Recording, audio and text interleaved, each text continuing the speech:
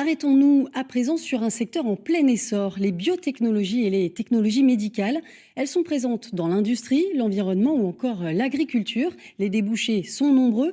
Pourtant, leur enseignement est peu développé dans les lycées technologiques où les élèves ne se bousculent pas encore.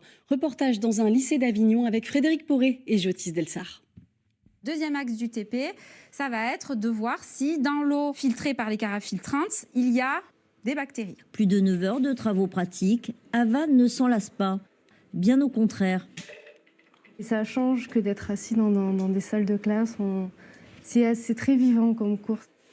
Cette filière STL, elle l'a choisie à la fin de sa seconde générale, sans aucun a priori. On peut penser que le niveau est nettement moins dur, mais par contre, c'est pas du tout le cas, car le niveau, il est quand même assez dense. Il faut quand même être travailleur et motivé, mais c'est largement faisable. Un avis aussi partagé par Mathis. Pourtant, lui s'est retrouvé en STL par hasard.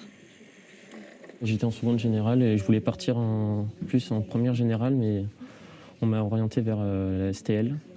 J'ai plusieurs débouchés, je peux partir en DUT, je peux devenir ingénieur, je peux faire un BTS biotechnologie. Donc tu te rappelles, essaye de ne pas mettre de bulles. Cette filière spécialisée en biotechnologie manque de candidats. Pourtant, elle prépare à des métiers en perpétuelle évolution.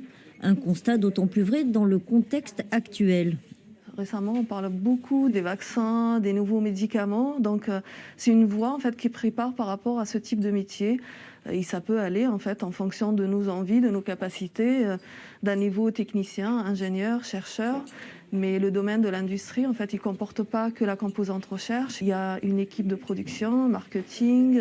Donc, il y a des domaines très variés. Et les débouchés risquent fort de se multiplier. Selon les dernières études, d'ici 2030, le secteur des biotech pourrait générer un chiffre d'affaires de 40 milliards d'euros et 130 000 emplois supplémentaires.